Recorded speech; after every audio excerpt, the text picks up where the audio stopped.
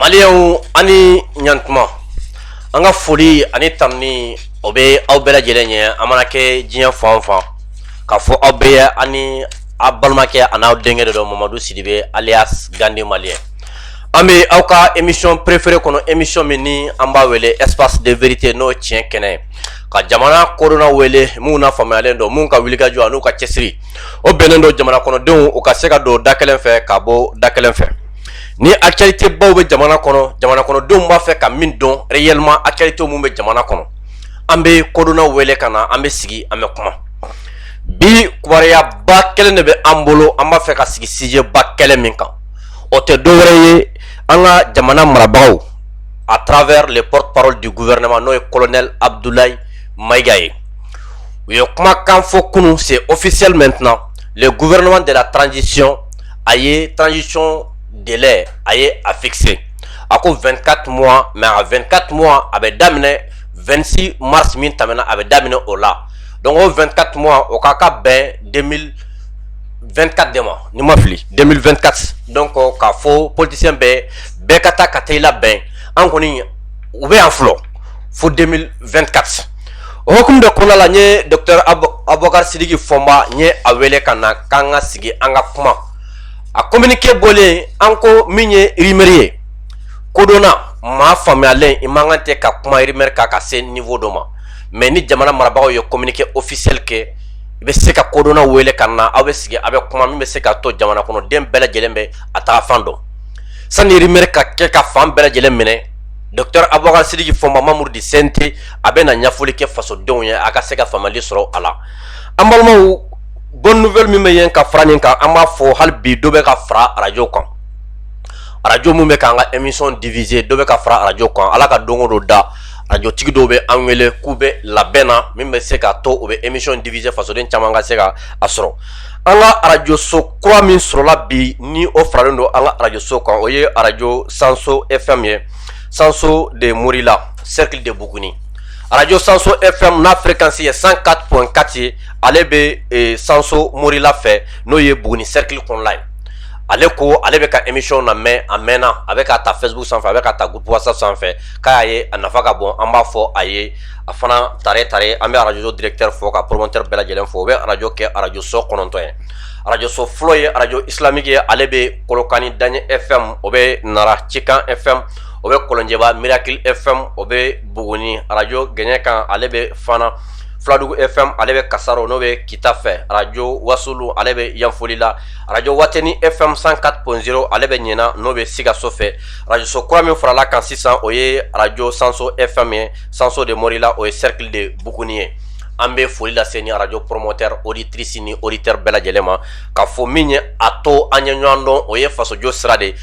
sira ala kana to anga tege nyona faso joli sira kan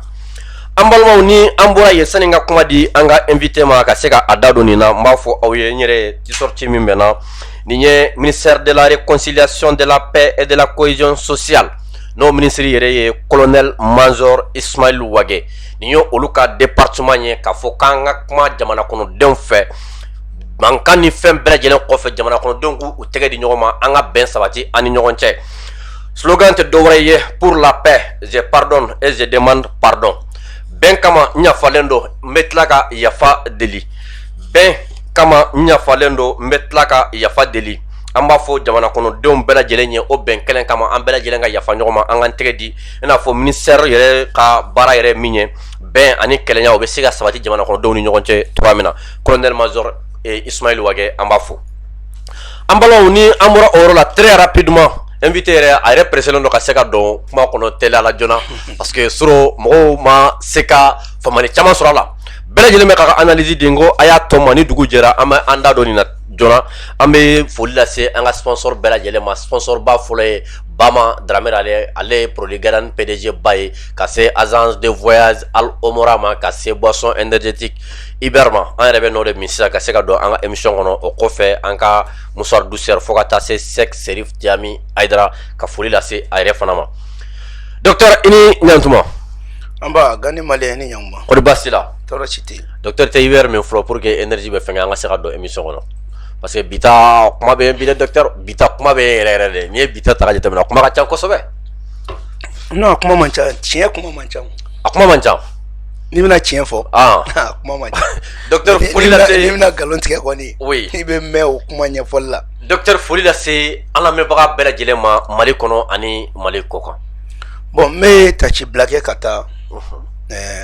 Sarasu fɛn fɛn ni tora jamana ko la. Ani an yɛrɛ ka wulikajɔ M5. 11 12 juillet. Minnu tayana. Ani minnu banana. Ani civil minnu n'olu sara. Ogo Sagu. Sobanda. Ka MINUSMA to yan n'a ma se ka rapport kɛ. An bɛ Tachi Blake ka taa olu fɛnɛ. MINUSMA. Vraiment ka Korema. N'o ye an yɛrɛ ka tɔn ye. Ka bɛɛ lajɛlen fo. Collectif pour la Révolution du Mali. Bulon wɔɔrɔ bɛɛ fo. Manden Kaban kunu Korema kun bɛ yen. An taara bulon bɛɛ la ka taa transition kalifa. A kalifa cogo ɲuman na. Sabula Korema ka kɛlɛ ye de an ka segin an ka ko kɔrɔw kan. Jamana tɛ se ka jɔ ni ɲamakalaw tɛ. Jamana tɛ se ka jɔ ni jeliw tɛ. Jamana tɛ se ka jɔ ni taabolo t'i la. Ni taabolo t'e la kɔrɔlen t'e bolo. I ye kɔnɔ tɛ wara tɛ de. Korema ka kɛlɛ ye k'an an yɛrɛ dɔn. An ka segin an yɛrɛ ma. Bɛɛ k'i disi gosi ni bɔyɔrɔ ye. Wa bɛɛ k'i disi gosi ni bɔnnaw ye. Donc an bɛ Kabankaw fo. Ka Kaban bulon ɲɛmɔgɔ fo. Ka Kaban jeli bɛɛ lajɛlen fo. Ka Dramani Jabate ani jeli fɛn fɛn kun bɛ yen k'u bɛɛ fo. An bɛ foli kɛ ka taa Kɔlɔnjɛba an bɔra yen fɛnɛ. An ye ɲɔgɔn fara ɲɔgɔn kan Kɔlɔnjɛba an bɛ Kɔlɔnjɛbakaw fo kosɛbɛ. Ka maliyɛn bɛɛ lajɛlen fo. Ka maliyɛn de la diaspora fo. Carte nina ko an y'o kɛlɛ kɛ. I yɛrɛ ye ministre de l'extérieur a bɔra kuma na. Parce que wagati dɔ la dɔw kun bɛ na o fɛnɛ kunkolo ɲagami. Ko si falenni ko t'a la. Yɔrɔ o bɛɛ nkalontigiyara bɛɛ ɲɛna sisan. O nkalontigiyara bɛɛ y'o ye. Donc mais an b'a fɔ u ka baara in teliya. Parce que mɔgɔw mago b'u ka passeport la. Degun bɛ mɔgɔw kan kosɛbɛ. Donc n bɛ foli kɛ. N bɛ Asimi fo. Ka sababuya kɛ hali bi. A sigilen fanga la san 1 kɔfɛ. A ye foraji 200nan. O inauguration kɛra bi. A y'o inauguration kɛ bi Bagadaji. N'a y'a sɔrɔ ko président fɛn fɛn kun nana k'u kun bɛ foraji 200 kɛ san kɔnɔ. Ne ko san 30 kɔnɔ sisan b'a sɔrɔ an bɛ foraji joli la. A ye foraji ko kuma tun banna. Est ce que jiko kun tɛ ban Mali la. Quartier bɛɛ tun ye foraji sɔrɔ. Mais nin bɛɛ la u bɛ kule la ko démocratie ko politique. Ala k'a nɔgɔya. Amina. Docteur Abubakar Sidiki Fɔnba ni nana fasodenw u bɛ nisɔndiya ka sababu kɛ i bɛna kunnafoni min di kunnafoni tɛntɛnnen don kunnafoni jɛlen don. Docteur Soro an ye jamana marabagaw ka communiqué officiel ye ORTM sanfɛ. O tɛ dɔwɛrɛ ye le gouvernement du Mali fixe la durée de la transition à 24 mois à compter de 26 mars passé. Jamana marabagaw ko ani CEDEAO tun bɛ ɲam sama la min kunna dɔw ko 16 mois dɔw ko 12 mois dɔw ko 18 mois dɔw ko 20 mois kunun o bɔra o kumana jamana kɔnɔdenw fɛ ko transition min bɛ jamana kunna bi ni o ye fasodenw ta ye ko kalo 24 n'o bɛ bɛn san 2 kɛsi de ma ko nka mois de mars le 26 mars min tɛmɛna k'a bɛ daminɛ o la a bɛ sɔrɔ ka ban 24 mars a bɛ sɔrɔ ka ban 2024 mois de mars 2024 docteur fasodenw m'a faamu dɛ dɔw ko jamana marabagaw ye an janfa ko 5 ans de furu ye ko 3 ans de furu ye ko taara 2 ans ta ko ye an janfa docteur e ka yeta jumɛn nin na i ka faamuyali ye jumɛn. D'abord Gani Maliyɛn n b'i fo. N'i y'a f'i ɲɛna n ko tiɲɛ kuma man ca. A man ca. Ni mɔgɔ min ko jamana ɲɛmɔgɔ y'u janfa. A ma nkalon tigɛ. Mais n'a ɲɛ fɔra an ɲɛna. A b'a faamu. A b'a faamuya. Sinon n'i y'a ye a ma nkalon tigɛ dɛ. Oui. Mais n'a y'a ɲɛfɔ. Oui. Peut-être dɔw b'a faamuya. Parce que nin fɛnɛ ni min farati o kuma na a n'a kɛcogo la. Courage bɛ minnu na ka transition dɛmɛ. I b'olu fari faga. A laban jamana bɛ kɛ français jɔnw ta ye. I bɛ tiɲɛni kɛ. Mais ko hakili de b'a ɲɛnabɔ. Gani Maliyɛn n'i ye jateminɛ kɛ nin décret in. D'abord jaabi de don. K'a lase CEDEAO ma. K'a lase Mali politicien minnu bɛ yan. Olu ka jaabi ani CEDEAO ka jaabi de bɛ décret in kɔnɔ. Ah docteur yɛrɛ politicien dɛ. N b'a dɔn non moi j'ai fait la politique. Je suis un homme d'État. Homme d'État de. Ne bɛ fɛn o fɛn kɛ ni jamana ka hɛrɛ t'a la ne t'o kɛ. Ne ka politique dabɔra dɔrɔn parce que jamana y'a kɛ ne ye k'an kalan ma dɔrɔmɛ bɔ ka baara di yan ma dɔrɔmɛ bɔ ne ta ye o tɛ bin ne ɲɛna di ne ka kɛlɛ o de ye dɛ a tɛ bin ɲɛna a tɛ bin ɲɛna donc an b'o jamana kelen in dɛmɛ a ka san sɔrɔ an ye politique donna politique la o de kama an ma don a la ko an ka tɔnɔ dɔ sɔrɔ an n'an ka denbaya kan kɔrɔbara ni fa ka taa n'an denw ye Canada ani fan wɛrɛ non non non an bɛ juru sara de la jamana y'a kɛ anw ye an fana b'an yɛrɛ ɲini an kan ka mun kɛ jamana ye ne b'o baara de la n'i ye jateminɛ kɛ fɛnɛ décret in b'a yira k'a fɔ ko Assimi a ye Choguel d'i ma a ka déclaration na sabula na Choguel y'a fɔ CNT la don min k'a bɛ kɛ kalo 24 ni kuma wɛrɛ kun fɔra a kun bɛ kɛ i n'a fɔ Choguel ye min fɔ Assimi bɔra o kɔfɛ donc Choguel ka déclaration a y'o jukɔrɔma tinta a bɛ fɔ o ma ko solidarité gouvernementale i b'a bila o fɛnɛ minɛn kɔnɔ o ye PM Sowele yɔrɔ la sabanan nin y'a yira k'a fɔ ko Assimi a ye Mali engagé devant la communauté internationale ko marabaga bɛ jamana la naaninan nin kɔrɔ ye ko CEDEAO ka ɲɔgɔnsigi mun kɛra n'u ko ko Jonathan bɛnale ko an ka kuma ko Jonathan e ka to yen kuma tɛ yen bilen n'i kɔni bɛna kuma délai ko k'a kuma banna délai ko kuma kɔni kɛ banna o banna pewu sabanan dɔ fana ye Mali filɛ k'a fɔ CEDEAO ye a ye bɔli fari de da CEDEAO la sisan an boli CEDEAO la pewu a y'o fari de da a ma kɛ ne sago ye fɔlɔ dɛ mais a y'a fari da sisan kɔni an bɛna bɔ CEDEAO la o fari de dalen filɛ siga t'o la i bɛ se k'o faamuya cogo di CEDEAO a y'a ka sanction wuli o n'a kun bɛ délai ko la Mali y'a ka délai ta an m'a ka sanction wuli o Mali y'a ka délai ta CEDEAO n'a bɛ fɛ ka sanction fɛnɛ wuli k'aw bɛ condition dɔ poser Mali t'o la donc condition posée tɛ bilen o b'a yira an y'an ka délai ta CEDEAO la n'a y'aw diya a ye sanction wuli n'a y'aw diya a y'a to yen mais minisiri ka kuma na a b'a fɔ k'u bɛ ka maliyɛnw sago kɛ mais u bɛ ka CEDEAO fɛnɛ jate minɛ o fɛn fila tɛ ɲɛ o tɛ ɲɛ ayi parce que peuple ni CEDEAO mais min fiɲɛ na kɔni boli ni bɔgɔra siɲɛ tɛ ɲɛ a ka gɛlɛn n'i bɛ fɛ ka boli i bɛ boli CEDEAO sago ma kɛ dɛ a k'a fɔ a ci la a kumana de façon diplomatique CEDEAO sago fosi ma kɛ yan jamana kɔnɔ n'i bɛ CEDEAO sago kɛ i bɛ CEDEAO lamɛn n'a kun ma min i b'o kɛ mais n'i ye mun k'i yɛrɛ ye i tɛ se k'a fɔ bilen ko CEDEAO sago ayi o ko fila tɛ taa donc n'i y'o jateminɛ fɛnɛ nin décret in u y'a ɲɛfɔ a kɔnɔ transition bannen mun transition fɔlɔ kun ye kalo 18 ye o bɛ ban le 25 mars o de kama n'o 25 mars dafara n'i m'a daminɛ o nɔgun na o kɔrɔ ye k'i ye sariya suɲɛ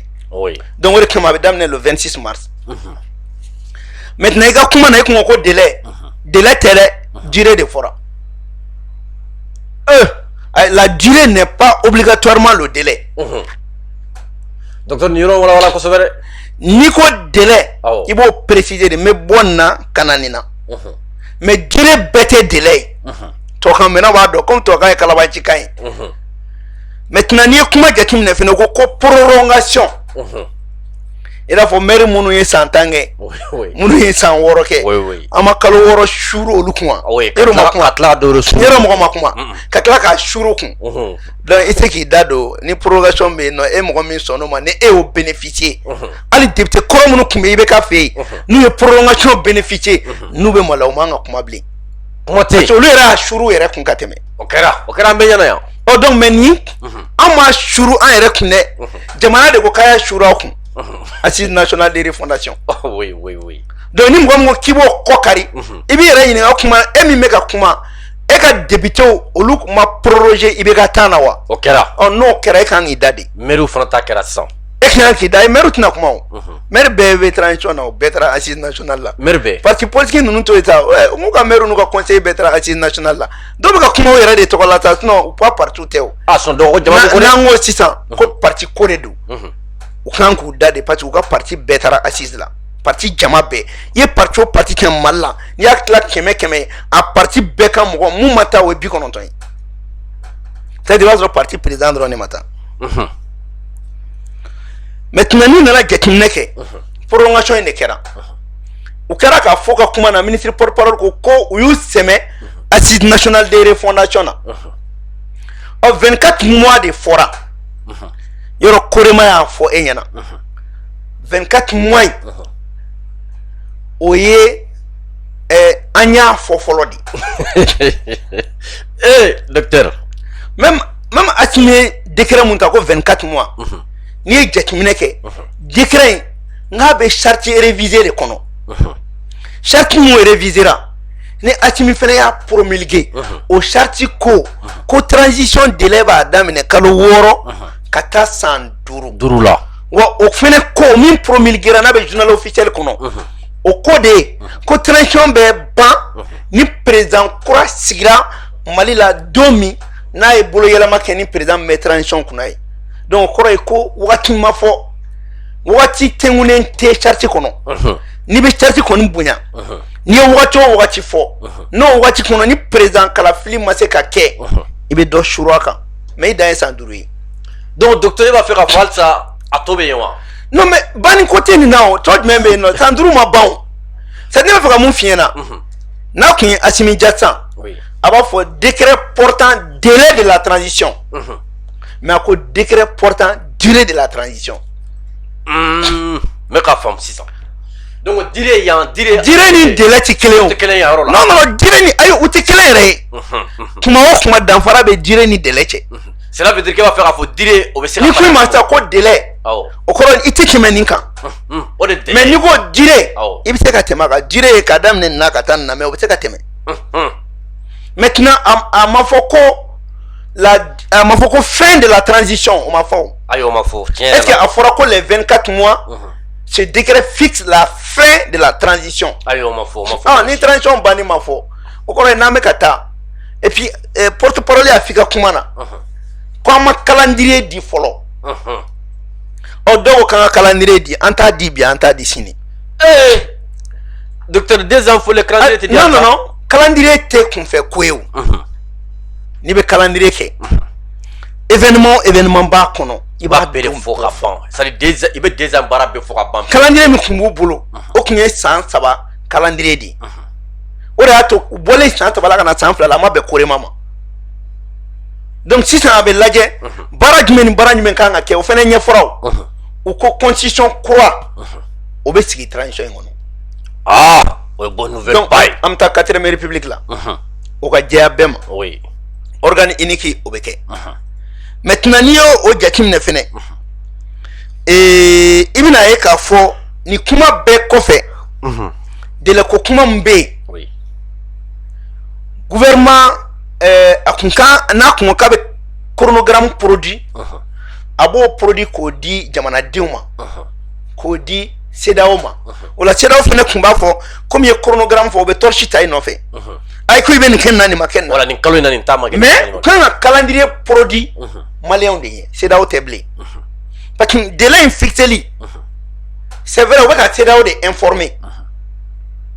mais ka maliyɛn bɛɛ fɛnɛ informer mais calendrier ye jɔn ta ye Mali o calendrier fɛnɛ jɔn b'a la kɔlɔsi comité de suivi o comité de suivi min fɛnɛ kɛra a baara bɛɛ ma dafa o donc o kɔnɔna la fɛnw bɛ di donc dɔw dalaminɛ kala ye ko ka 24 mois fɔ ka sɔrɔ i ma calendrier di non parce que an mɛnna kuma na calendrier n'i y'a mɛn e tun b'a fɔ k'e bɛ calendrier di yɔrɔnin kelen e ni CEDEAO min bɛ kuma na volonté b'e la k'aw ka taa mais CEDEAO bɛ k'e lasegin pour que a bɛ coup d'état k'i la cogo min. docteur halisa coup d'état ko bɛ CEDEAO hakili la volonté tɛ ninnu na o c'est à dire gouvernement y'a yɛrɛ tigɛ c'est à dire Gani maliyɛn pour que i k'a faamuya ni ne kun ye Assimi ye walayi ne kun tɛ na ni décret 24 mois ye ne kun bɛ na ni fɛn fɔlɔ min ye c'est le retrait du Mali de la CEDEAO. docteur ne kun b'a fɔ dɔrɔn an ka bɔ CEDEAO de la bon komi bɛɛ n'i ka fɛɛrɛ don n'i bɛ fɛ ka na Jikɔrɔni n'a y'i diya i bɛ taa bɔ Samankɔ fɛ i bɛ bɔ ni Kungaba yɔrɔ ye i bɛ na n'a y'i diya dɔrɔn i bɛ bɔ dugu kɔnɔ dɔrɔn k'i tilen ka taa n'a y'i diya i bɛ to dugu kɔnɔ ta bɔ Lafiyabugu ka na bɛɛ n'i ka chemin don c'est ne ka chemin ye dɔrɔn ka bɔ cité administrative la dɔrɔn ka na Jikɔrɔni i bɛ bɔ a la mais comme yo fari de fene da parce que ne be fera min fo Gani Malé ban fari quoi ni ban fari quoi ne be fera mun fo il faut que Hakimi nunu ka famia nous mon kolocha avec Sanogo version numéro 2 ala kan kisi o ma ça veut dire amaka nyogo negeni nous me mun no fait bi nous sera koko ke malla en chité échappé ces pays là mais ngana nyuma c'est à dire c'est un chemin de non retour c'est qui t'a rappelé on ikoni nindi munga makika sa ay sigira bonné no be sadi Francis Kelly c'est là que ça veut dire c'est à fly quoi quel est do me fait ko intégrer en be ko intégrer en kuna ka fo un sira munta ante siga ko Mali boli nogola sira de do Mali ga yerema hora de ni tarawla ni fon fe soro la kan mais tete ga yerema hora nya farda ka kaka ta jekuni na yerema hora nya tabulo ke no be barake ana nyoko ninga sa tebe siraki e ti da ga yerema hora nya tabulo o yera la kinye bela makoro bora kona ya blamina kabo ke sanction min taranka mo makoro nga sanction do e be tamu yino o jekulu kona ita edungo ke bi yerema hora nya kelela a bangene dien be ka foko la CEDEAO est pilotée par la France mais au dronte o France kelen ani Amérique kelen o ko lu be malla ko intérêt de kama ay kuma bana mais nous bien ko intérêt kama muna ante ATM mo gene ino européenne ka mo be anno formation ka be genga taka mais on jimana yerema oro ya nyini tina ke doka fe nyini oro yo aish on m'a rendu raké o ko e chodi aish on m'a rendu raké c'est pour cela la première réaction on veut qu'aider directement embarrassé daola mais comme décret ay boli de farda parce que ni ko ci tan c'est dawa ko be awere bulu an woni an tata mo mana calculer ken na kibeta be 18 16 mois ma be calculer fu de la kiete degré mata no calculer degré tara drone ante kuma were la blé en segena en metani amanga demana développer hal embargo be to sena embargo ko yeke ne ma fena ngone rete fa embargo ka wulia docteur kan ko Mali mo be embargo de lawa Gani Malé me mi fena wen décret monta femme changa ke 600 automatiquement o ye chinni iri shame ka nyogon bolo de même ka do bala jona ka warglan telala ka Mali ka warglan ekseka ikodo France la ki kodo ka barakin minen bela ka kala ka fo kibi to ka warkan te Gani Malé o fene incohérence de o tebe Cheikh Keta ba fo ka kumana Cheikh Mar Keta avec kien de fo iri shuka minen e ko san kebe France ka France CFA ko keko o entretien ke obenya non atinya edun bana France bolo de parce que 11 accords de kuma Mali ni France che ka te shila ka ti bolo di jamana wera mani France ma so mima e Mali eta di bolo di iri shuma France ma so afora ka te shila ko France jagwalendo ay jamana o jamana mara kana naka troupe ye ka maintien de l'ordre ke e o France ka armée gain il y aurait plein de mouvements et au fait gain ka takuba gain mais ba mune makuno 600 irma horia farid dalinti dora manga wardigla wanga gere iri chinois la Gani Malé ni iri chinois kunte France résolution minta Mali kama ukunya dabwa kama de na résolution kun patira ukumina nga armée bunte mura ko na mura population protégée ukumu to la ko be na Mali de protéger o tunu chongone malla kaba o kunu chogole wal ministre maka rapport kuntain tant que ministre ma be Mali la ou te rapport fourni mi me Mali arrangé parce que ministre ma donné bi France ni États-Unis ni do aux États-Unis quelle est la loi donc la loi HR 7311 ko jimana o jimana mo ikera fatko ni be iri shude teme olubi kelefa dan en tant que ni iri shude be nyomo de be kele ay Mali ni iri shude bolo be nyombolo oluka influence be organisation ngana e CEDEAO e ko kebo kono e alta o Amérique killing o be force mina na be fuma ko OTAN organisation traité Atlantique Nord oui o OTAN killing a d'abord américain ni Europe de kama mumita CEDEAO bolo di OTAN matuni chere la ni ko koroda o koro e ko ubu yere invité tuni kana ni France tuni Mali ka dugukolo kan togo foge Mali kuninge mago ka sa jembe kai c'est pour cela Mali autorité nous tara résolution des Nations Unies en a gagné cartouche de bambou ou beta fort de clairement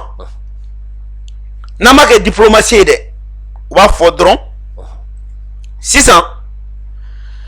on m'a fait mandat de renouveler mais n'a pas renouveler ani kimana munu matériel là no e Chine ani irisuye abolu ka saratu de black na ministre mala anti français ou faibli ou que les conditions posées donc notre c'est que ministre beta dio ministre beta sinon ministre 13 000 militaires 1600 et quelques policiers plus de 1300 et quelques civils au militaire au militaire be ministre là non comme militaire wala kana lu protéger o comme la militaire utea militaire do dore kana lu protéger ko dore kana lu protéger au militaire kele mbea anga ma bakelen kime kononton sara foi ma boala 2017 2018 2019 ogosagu sobanda jura ore kama gani malien décret intali kofe il faut que rapidement atiminga état d'urgence déclaré docteur be kan info mo chama kuma mba fongu ga état d'urgence déclaré ambe konoko de clean ni état d'urgence déclaré là comme manifestation dabla ate fochi kana atato atan korema ko tagali bali kata dugutu fe anuka kuma jama daraje talaw même ta dugutu fe ameta mo fe kilin aman clan amé région bela amé dugu bela amta maliko nyefunyena amina réseau ka amé maliko nyefunyena problème nous be ami je ka nyana bo état dirigeant ou ka déclarer et puis gani malais 600 ou ka police militarisé quoi assise nationale ya fo ou ka police militarisé ko fara effectif kan ou ka ozo fara militarisé ko fara effectif kan 600 en plein ka un an qu'on a 14 000 personnes de recruter 6 000 militaires allez mokumo ko lu fara kan force d'autodéfense ou lu fara la kan police mun tara ko fara kan sapeur pompier ka militarisé anga do fara nga effectif kan uga réserve formé c'est-à-dire mo munu ni saratu ka du yokuta on kana ko formé alu kalo woroke ko fe nu mo ko soro mo be na fu ma ko réserve gandi malien be sombi kire di oma malika di malien e chomina no be so malien be so han no ki mago be police ba mo wana la se ba so gandi ngotel mangi malika di malien nyebe ni fini na ne la ndrome kele ma bone ko ma fini san muso de ya kala ku yere de ya kuka machina kana dia nga klaka aburo de kana de be fini fenfene kana nete ka chisa malien de ba besa ore fo so kanu ya donc ba jira ko malien mbuka faso fe ba jira ko kuma mi ekien ko ni ofo il malien do meni dona galon na wikele donc ola iti permettre ka galon tie donc gani malien am fa min fodron ni décret montara ne sa ote ni ne sa go fundo avec des droits décret me fodron mo be informer de kambora seda ola ambora yemwala amanga monnaie créer oui amanga décision ta mais maro be sina quoi parce que nous mo bara no bara bolo make na mo seda ola ameka kan non ni ambole ne o oui parce que c'est là chef d'état au fenêtre na sonima ni an kele ne ku affronter anuto kuma nyoya do mais dobena fiena fene ko qu'est-ce que qu'on intaira ku kumbena fene ko mali oké et nous bena ko mo publier ko ninge fancy mo dobena fiena ko no kun kore ko transition ni nunu kuma bo bena ni ne ka o de aka oyeni fo tiente peut-être ni ko kunye dron c'est là où be faire sanction lever ni condition munuye aux conditions étaient appliquées ni ame ba ko ni me condition que ay gouvernement d'union sigide ay ni kata after mi fle ko feret ko bere la ta ko kuma tebli position ndo manga ay gouvernement d'union code mais comment arrêter ça c'est gan mali ko mali tem ko kelenta ça 21 millions de maliens de ba si ça ou te gouvernement na mali chira ay mali ma cha opi mali ba au contraire ame katanye ni ko anti embargo bilan ka dadigi gara jonnari embargo ko ni chere la mali bali ko ila ngo maninga kedo antara kaba maninga kedo ko club mo ko kuma bela ku beni munute tuna dira mo ko la ku kata barake ko mali dante bo mo ko ko munute ko ba munyu be transition ko donc docteur va faire afal embargo mo ke sankele ou la beneno sankele wa bilal ni ko embargo sankeme malien ba ka damena ka oran di ko san malien te mo ko il faut que atini ko de intégrer ko la c'est à dire que na blue ko la maa dɔw bɛ t'u bila fili la ka kumanin dɔw f'u ɲɛna kuma la i b'a ye décision dɔw bɛ ta i b'a sɔrɔ décision a gɔlɔnenw don quoi mais ni kumaw kɛra u bɛ tila k'a redresser quoi mais il faut sortir de ça parce que an b'a faamuya o Sirasiw olu tun bɛ guerre de kɔnɔ olu tun ɲɛsinnen bɛ jamana jɔli de ma bon o bɛ da mɔgɔ dɔw la k'olu ye politique mɔgɔ ye u tɛ conseil ɲuman d'u ma sinon conseil ɲuman a bɛ ka di Mali fɛ koyi anw b'a di mɔgɔ wɛrɛw bɛ ka analyse kɛ ka conseil ɲumanw di wa maliyɛn bɛɛ bɛ nin transition kɔ wajurukɛlaw yɛrɛ bɛ bɔ kunna nin taara k'an dan k'a kɛra n na nka ni maliyɛn bilahi m'a f'i ɲɛna Ala k'an kisi k'an tanga n'an y'an to k'u taara nin transition in na n'a ma réussir ni nin tiɲɛna an bolo n bɛ dɔwɛrɛ kɔni f'i ɲɛna an b'an ka nationalité yɛlɛma parce que i b'a dɔn ko Faransi y'an négligé de an bɔra a bolo cogo cogo a ma se ka da la o de y'a kɛ u y'u ka cartouche bɛɛ brûler sanction tɛ dɔwɛrɛ ye u ka dernier cartouche de don bon il faut que Assimi ninnu fana k'o faamuya parce que Faransi ɲinɛ dɛ non mais ka ɲinɛ hali san 100 an ye min kɛ Faransi la tan diɲɛ bɛɛ de y'a ye Faransi hali san 100 walayi ala su ninnu t'an to yen n'u y'an su sɔrɔ k'a labɔ u bɛ ko d'an kan c'est pour cela c'est important que Assimi k'a faamuya qui n'a plus droit à l'erreur mɔgɔ mana fɛn fɛn fɔ k'a k'o kɛ la responsabilité avant tout ou c'est un colonel le mais elle est d'abord personnelle c'est un colonel le dɛ mais bɛɛ jɛra ka danaya da e ma kelen mun kan a ka bon kojugu parce que risque bɛ laban saya min a ka sɔn saya ma dɛ non a tonnen don saya ma wa sacrifié de non a tonnen don saya ma mais anw bɛ tilen fɔ anw bɛ kuma de ka ɲɛfɔli dɔw kɛ fɛn fɛn bɛ to k'ale coro an b'o tiɲɛ fɔ an na ni i ɲin tɛ tiɲɛ f'i ɲɛna i jugu sara a ka tiɲɛ f'i ɲɛna a ɲin de ye anw ye an bɛɛ bɛ baara kelen na n'anw ma se ka bɔ ka kuma o kuma fɔ ka kɛlɛ o kɛlɛ kɛ o kɔrɔ ye k'an y'a janfa wa an t'a janfa an bɛ tiɲɛ de fɔ a ɲɛna a bɛ se ka kɛ a t'an ta kɛ mais an kɔni b'a fɔ sinon 2 ans in kun t'a la a ka dɔgɔ wa o ye cogo di ayi o tɛ o i tun t'i da don o la yɛrɛ i b'a fɔ dɔrɔn k'i bɔra CEDEAO la i ni maliyɛnw yɛrɛ ni ɲɔgɔn cɛ yan an b'a fɔ an maliyɛn dama ni ɲɔgɔn cɛ an bɛ baara kɛ wagati min na an b'o kɛ u b'u ka temps ta k'u ka calendrier produit k'a jira maliyɛnw na an bɛ tɛmɛ n'an ka ci ye mais docteur politicien mun fana président do k'an ka taa élection na don non politicien de ta ye Mali ya ayi o ta tɛ an bɛ n ko Mali ye mɔgɔ million 21 de mɔgɔ joli de bɛ ka kuma i bolo compter n'a ye mɔgɔ tan bɔ a mɔgɔ man ca kosɛbɛ a tun mɔgɔ tan bɔ wa a bɛɛ bɛ kolo kelen na u bɛ ka fɛn dɔ de défend u yɛrɛ tɛ fɛn min dɔn quoi est ce que i b'a dɔn ko n'u yɛrɛ nana dɔn k'u bɛ k'u yɛrɛ sirili busan de labɛn bilayi u tɛ parce que i bɛna mun f'i ɲɛna u ma mun faamuya oui e ka taa Faransi i maliyɛnlama n'i taara Faransi u b'a fɔ ko nationalité jumɛn b'e bolo k'e bɔra min Faransi sisan aw b'a fɔ farafin ma u b'a fɔ k'i bɔra min e tɛna se ka fɔ nationalité française b'i bolo u b'a fɔ k'i bɔra min i bɔra Afrique de o oui c'est à dire finman ye finman de fo k'i sa i tɛgɛ jɛman ye oui wa o finman min b'i la dɛ f'i k'o de valoriser wa tɔw ko anw ma de ko an bɛ i n'a fɔ ko sɛ i n'a fɔ Hitler ye mun kɛ k'i bɛ sɛ si bɛɛ bɔn ka bɔ a la fo ka jelikisɛ bɔ a la mais n'i ye ɲɔkisɛnin bila k'a bɛna ta ko farafin y'o de ye mais ni occasion dira an ma k'an k'a yira k'an t'o ye an t'o kɛ mun na nin y'o waati dɛ Afrique États-Unis ka wuli bi Assimi ɲɔgɔnna si tɛ Europe ka wuli bi a si tɛ ka kɛ Mali ka hɛrɛ kama u bɛ k'a kɛ u yɛrɛ de ka hɛrɛ kama ɔ n'olu b'o kɛlɛ la mun bɛ k'i bila k'olu dɛmɛ sa mɔgɔ minnu bɛ k'i dɔgɔya ko farafin la preuve est que u ye sɛbɛnni u ye livre fɛn sɛbɛn farafin tɔgɔ la a ci tɛ fɛn ɲuman ye o de kama Korema b'a fɔ ko la restauration de la conscience historique an ka segin an taabolo ma an taabolo kɔrɔw ma tant que an ma segin an taabolo ma tant que den min yɛrɛ dɔn den ye muso min yɛrɛ dɔn muso ye fa k'i yɛrɛ dɔn fa ye cɛkɔrɔba ka bonya dɔnnibaga ka bonya donso sigiyɔrɔ ka dɔn dɔnnibaga sigiyɔrɔ ka dɔn n'an m'o dɔn aw ka jamana la an ti taa ɲɛ jamana o jamana i bɛ taa ɲɛ n'i ka taabolo de taabolo bɛ Faransi la wa mais docteur nin bɛɛ la min bɛ ka mɔgɔ caman jɔrɔ o ye de embargo bɛ Mali kan ani CEDEAO bɛ kuma ɲɔgɔnya la o waati kɛlɛ jamana marabagaw ka tila ka nin fɛn fana ta tuguni k'i ni mɔgɔ dɔ kuma ɲɔgɔnya la o t'an kungo gɛlɛya CEDEAO la non an tɛ kungo nɔgɔya yɛrɛ fɛ CEDEAO la o ne m'a f'i ɲɛna n ko y'a nɔgɔmanin kɛ de ya n kun kan ka min fɔ n ko ye k'an bɔra CEDEAO la de an k'o de ma kɔnɔ Korema tun bɛ ka Assimi ma kɔnɔ de ne ye ministre dɔrɔn ne content n ko bon i b'a sɔrɔ n ka bɛna bɔ CEDEAO la mais a kɛra décret ko ye décret in fɛnɛ bɔli fari dali de ye o ye ladire i b'a dɔn hali n'a y'a sɔrɔ a bɛ gouvernement kɔnɔ k'u ye décret in ta ko pour que ko CEDEAO k'u faamuya a kɔrɔtɔ ye dɛ u ye CEDEAO u ye défi de lancer i ta tɛ kɛ bilen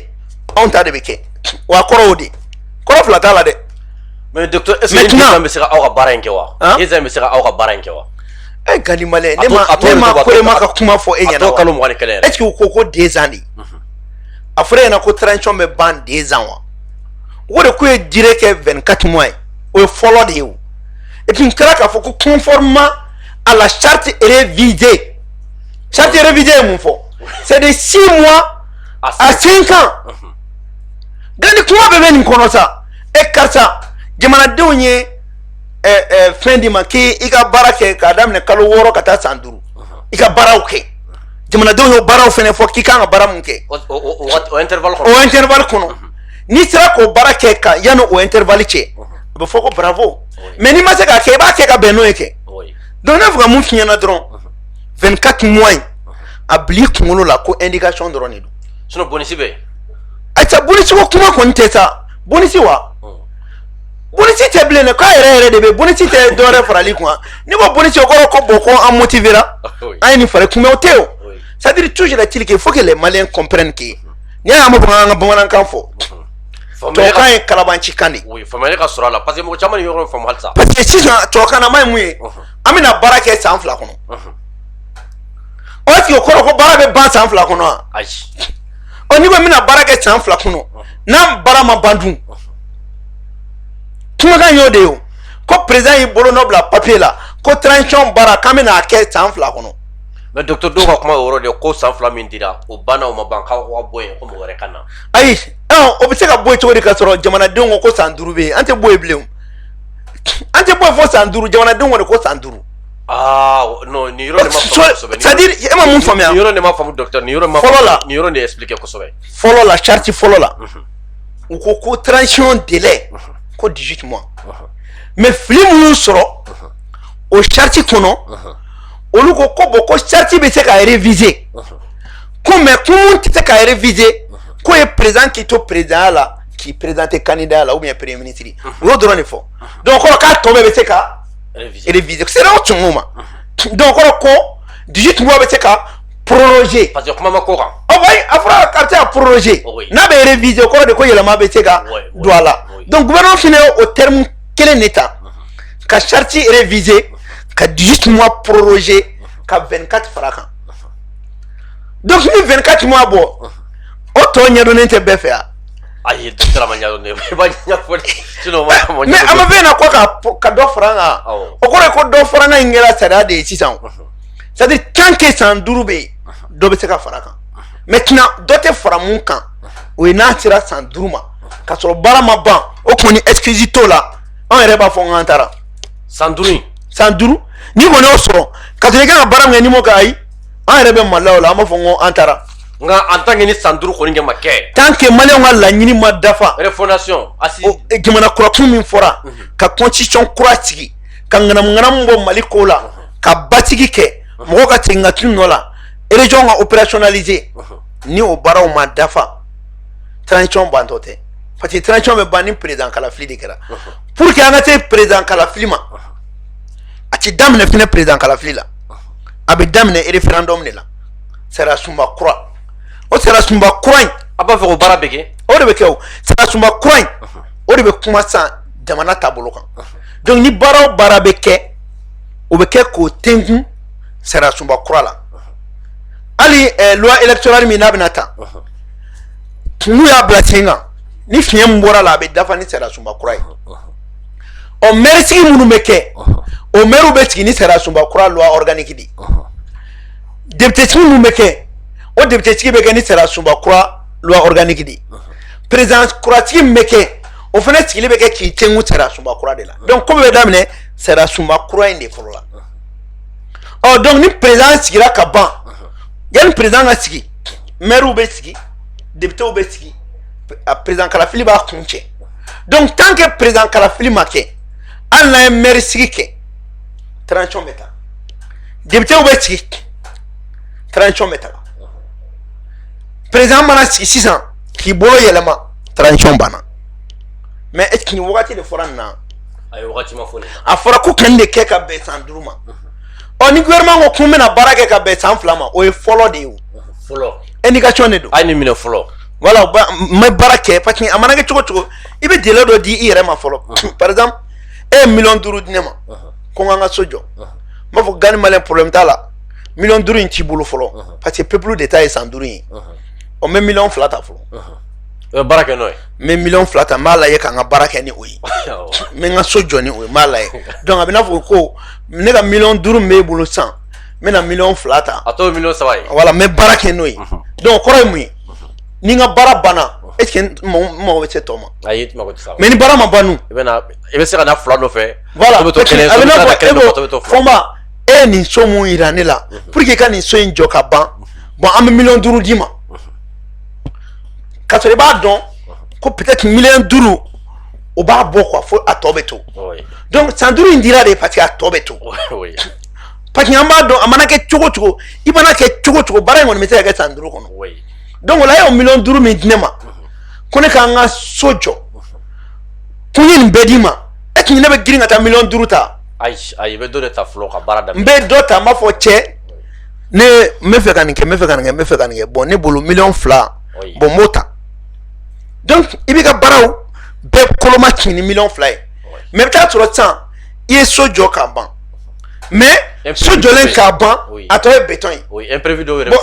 ayi a tɔ ye béton ye ɔ béton ma se ka da mais 2 banna n bɛ mun kɛ sisan n b'a fɔ Gani Malien n ye jateminɛ bɛɛ kɛ n ye 2 mun ta a ye n ka so bɛɛ sigi mais ne mago yɛrɛ tɛna se 1,3 mais 1,1 n tɛ dɔwɛrɛ minɛ bilen 1,1 de an bɛ n ka so kun cɛ n'o ye ou bien 2 o t'o bannen ya bon i bɛ se ka to nin fɛnɛ kɔnɔ imprévu bɛ na e bɛ to so jɔ la so jɔtɔ i bɛ taa sɔrɔ so jɔlen kɔrɔ yɔrɔ dɔ la gɛrɛgɛrɛ dɔ bɛ na ka so yɔrɔ dɔ kari k'o bin donc maintenant n'i y'o kɛ o ye tɛ imprévu ya c'est comme o imprévu ka frappant ye jumɛn ye an tora nin bɛɛ kɔnɔ coronavirus nana a ye diɲɛ bɛɛ sigi a sen kan an tun bɛ yɔrɔ min na ala k'an kisi k'an tanga Bill Gates ko bana wɛrɛ bɛ nali n'o fana nana tuguni o fana bɛ na ni wariko gɛlɛya dɔ ye o bɛ gɛlɛya don fɛn dɔ kɔnɔ sinon nin na k'a fɔ ko CEDEAO bɛna Mali dɛmɛ a ka élection na an mago foyi tɛ CEDEAO ka wari la a kana na dɔrɔmɛ di anw ma an ka élection na an mago t'u ka wari la parce que a tɛ d'an ma ɲuman an mago foyi t'a la. mais docteur nin bɛɛ la mɔgɔ bɛ jɔrɔ min na ni ala nana ka n'a kɛ ni Mali dira Faransi jɔn dɔ ma a bɛ gɛlɛya dɛ. bon Gani Malien Mali dilen Faransi jɔn ma est ce que kɛcogo b'o la bilen. Mali politique tɛ yan. Mali politique foyi tɛ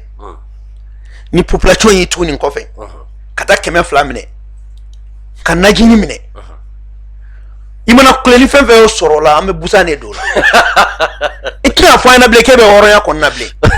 e tɛna danbe ko fɔ bilen ka sɔrɔ i bɛ ka taa dɔ ka wari minɛ danbe tɛ mɔgɔ min na mɔgɔ min ye tiɲɛ c'est à dire nin waati de la population kan ka politicien bɛɛ jateminɛ jɔnni ta ye Mali kɛlɛ ye ani jɔnni ta tɛ Mali kɛlɛ ye o de kama politicien bɛ k'u ka carte bɛɛ griller tan o. caman sɛgɛnna dɛ ayi sɛgɛn tɛ dɛ u ka carte de bantɔ dɔ a b'o kɔnɔ toujours ko wari de bɛna nafa ɲɛ i bɛ k'i jigi da wari ma o de kama n ko Asimi k'an ka wari créer parce que n'an y'an ka monnaie créer sisan u ka wari min b'u bolo n'u jigi dalen bɛ Faransi ka wari kan Faransi de bɛ wari kura dilan ka d'u ma o bɛ dabila o Faransi tɛna wari wɛrɛ dilan o. ayi a tɛna wari wɛrɛ dilan parce que wari tɛna dilan ale fɛ. min b'i bolo yan n'o ye CFA ye an b'o yɛlɛma an bɛ délai dɔ di ko kan nin wari k'a bayɛlɛma an Mali wari la mais a dɔw la n'a y'a sɔrɔ kun miliyari 6 b'e bolo Faransi ka kɛcogo kɔnɔ ye e ka ko k'o bayɛlɛma an bɛ ɲininka dɛ cɛ miliyari 6 bɛɛ de bɛ tɔgɔ la ko k'o yɛlɛma k'o kɛ Mali wari donc o bɛ kɛ motif sɛgɛsɛgɛli dɔ ye nin bɛɛ de b'e bolo yan fɛ ko k'o falen k'o kɛ nin non an b'o ɲɛɲini. docteur fana bɛ tan ta dɛ. tan foyi t'a la e b'a kalama k'a fɔ ko wari bɛ don banque kɔnɔ ko sécurité d'État b'a bɛɛ kalama. u b'a kalama u b'a bɛɛ kalama. u b'a bɛɛ kalama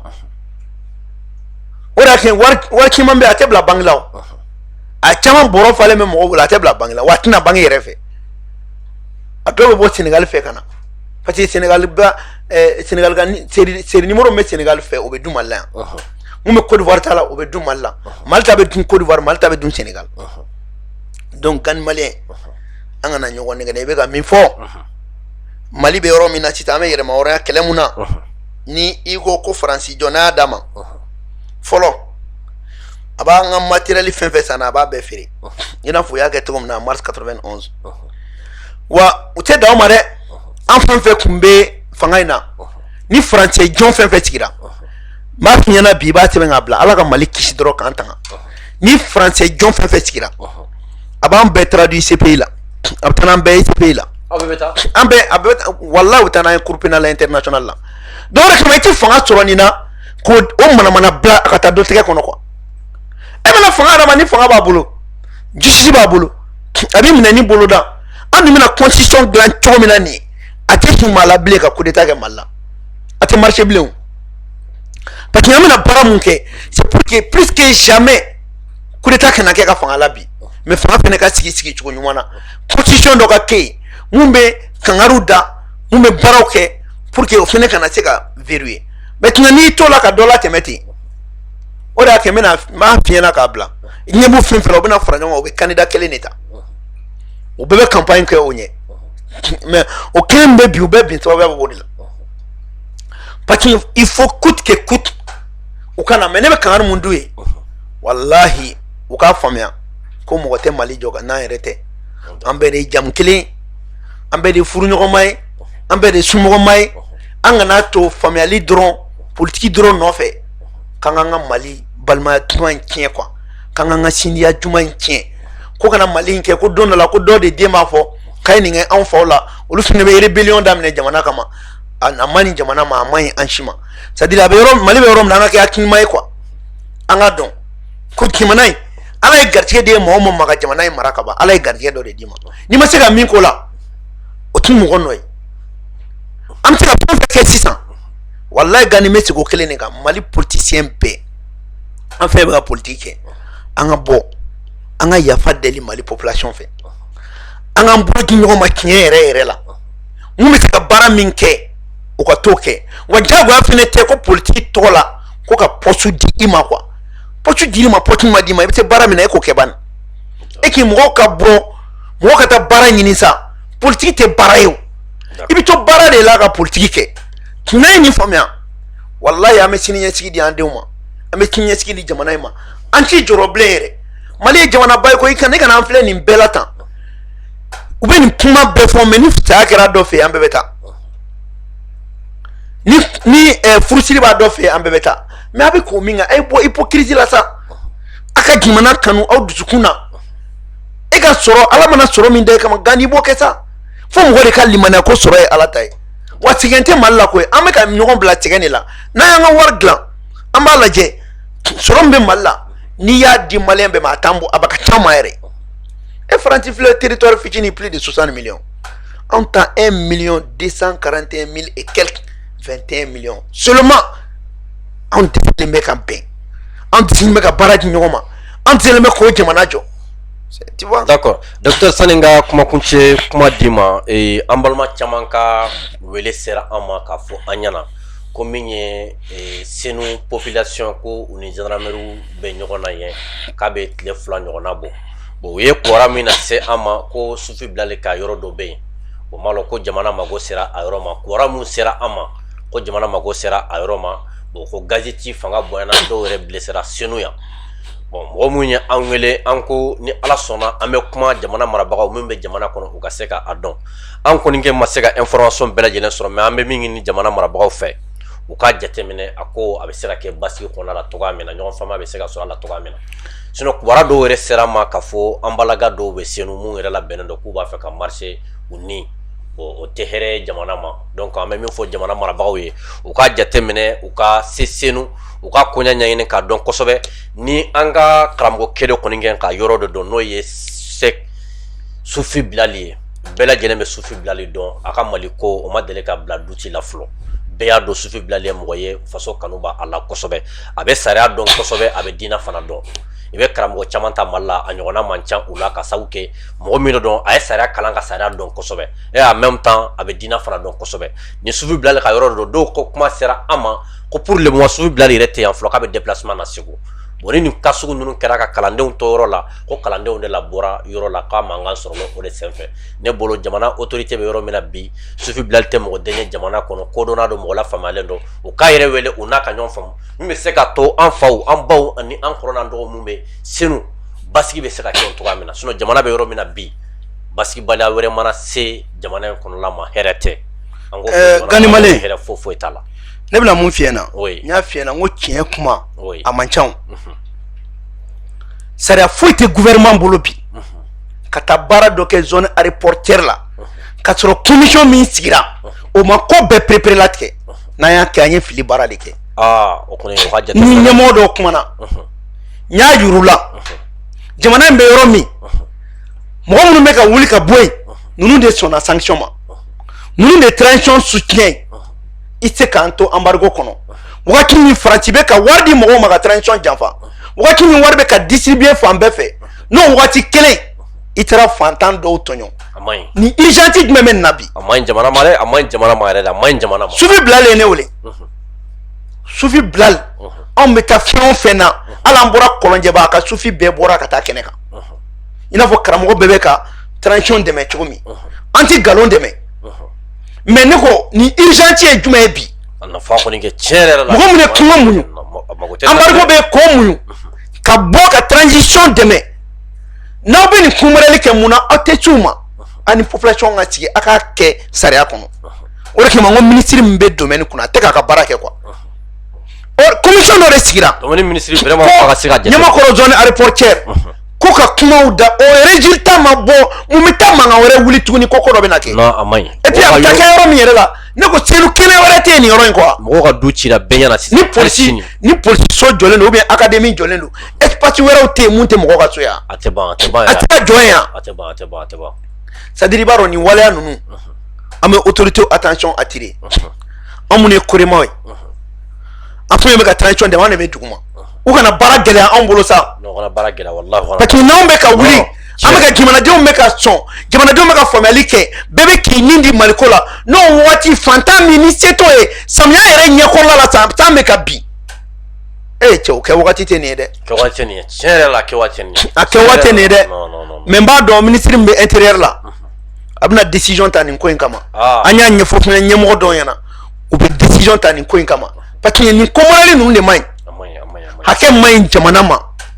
tuma min na jamanadenw fantanw u bɛ kɛlɛ la jamana nɔfɛ an dun b'a dɔn an bɛ cɛmancɛ fanga mun na k'a fɔ ko i bɛ mɔgɔ bɔ nin yɔrɔ la ka taa nin yɔrɔ d'a ma k'i b'a musaka bɛɛ bɔ yɔrɔ kelen a ma nɔgɔn a tɛ se ka kɛ quoi olu y'o gɛlɛya minnu kɛ k'o bɛɛ ku n'i taara k'i bɛ taa fɛngɛ so olu ma tuma dɔ yɛrɛ b'a la k'u taara dugutigi ɲininka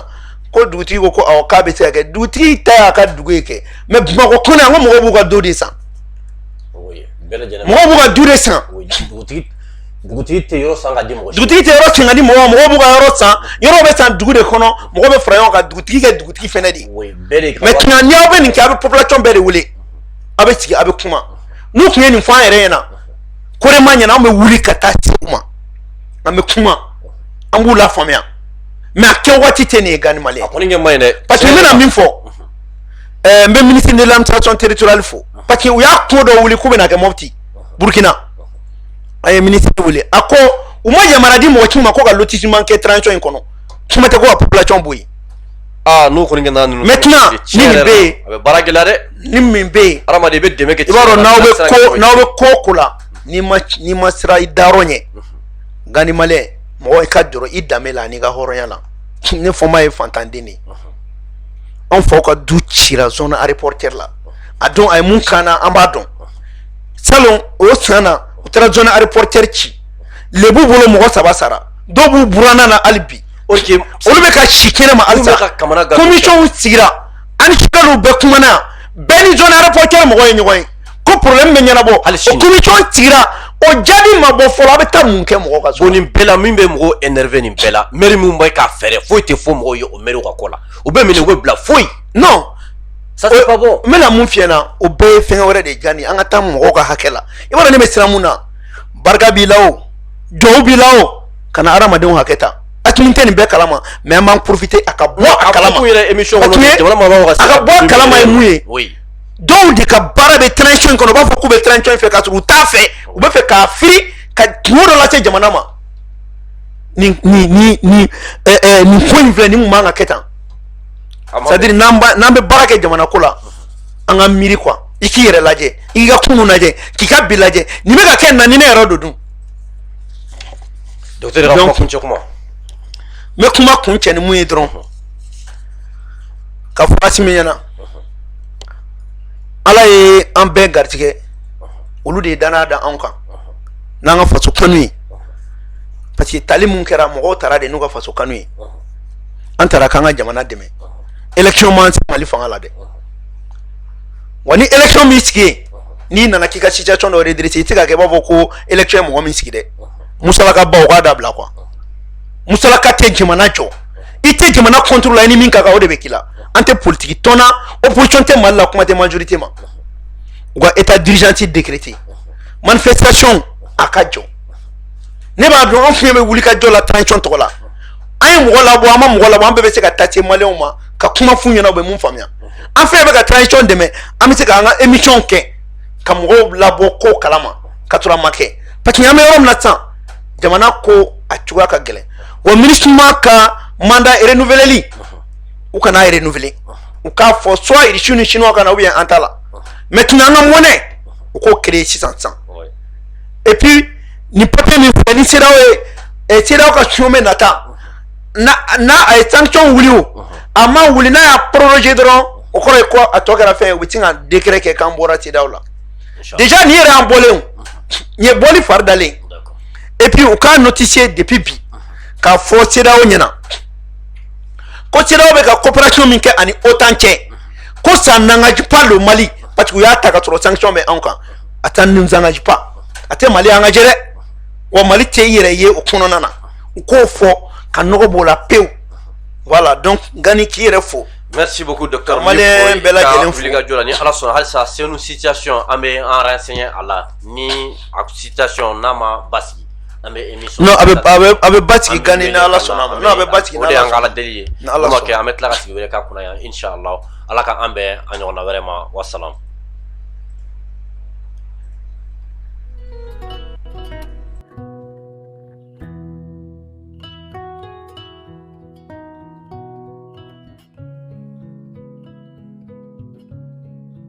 Gadan ni ko gadan o bɛ tali kɛ produit la i n'a fɔ café gadan nɔnɔmugu gadan citron gadan fo ka taa se thé gadan ma ale ni lɔgɔti gadan ninnu ye produit ye minnu bɛ dilan anw yɛrɛ fɛ yan kɛrɛnkɛrɛnnenya la société Dramera et Frères maaw fɛ.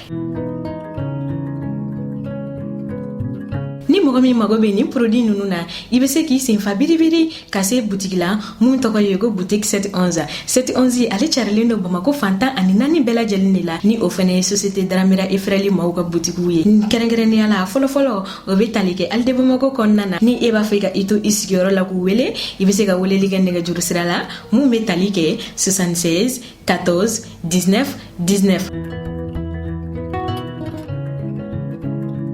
711D sɛbɛnnikɔrɔkaw ale ni lafiyabugukaw aw bɛ se ka aw senfa biribiri ka se jikɔrɔ ni fɛn min ye 20 mètres yɛrɛ o kɛrɛfɛla ye coye ni ani restaurant Sibi Center man jan ɲɔgɔn na walima n'i b'a fɛ k'i to i sigiyɔrɔ la ka wele i bɛ se ka nɛgɛjuru sira ta mun bɛ tali kɛ 76 72 19 19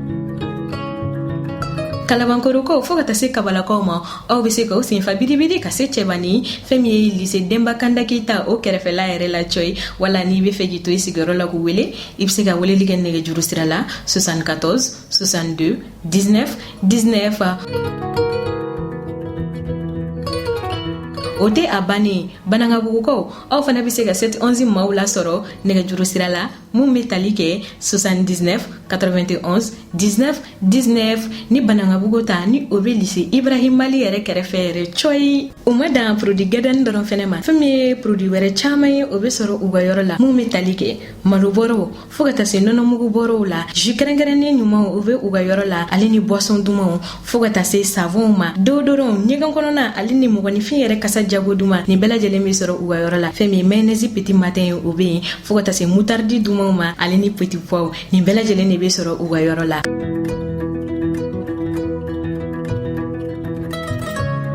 Ka wasa sɔrɔ dumuniko ta fanfɛla fɛ a fɔ ko société Dramera et Frères lafiya bulonba.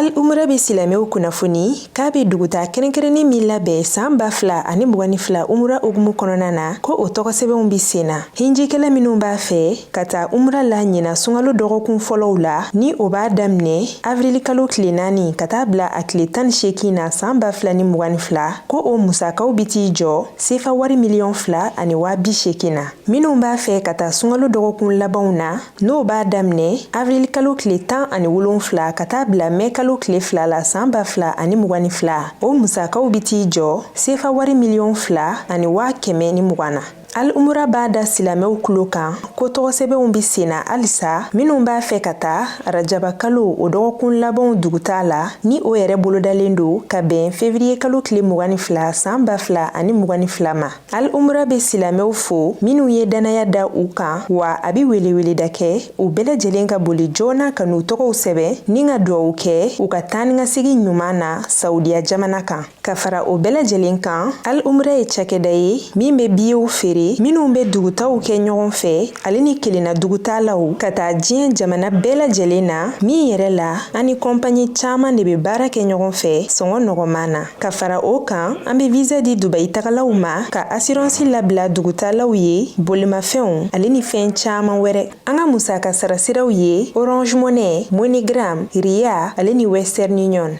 Al umra sigiyɔrɔ bɛnnen do immeuble Fatoumata Soumaré ma rue Baba Jara porte 460 ka ɲɛsin immeuble Jige 3 ma. Nɛgɛjuru siraw 20 24 34 78 20 24 24 72 walima 64 28 28 15 64 78 88 68 66 77 51 juru walima 76 15 77 84 an ka email alomrabas@yahoo.fr an ka bɔlɔlɔ sira http://alomra.com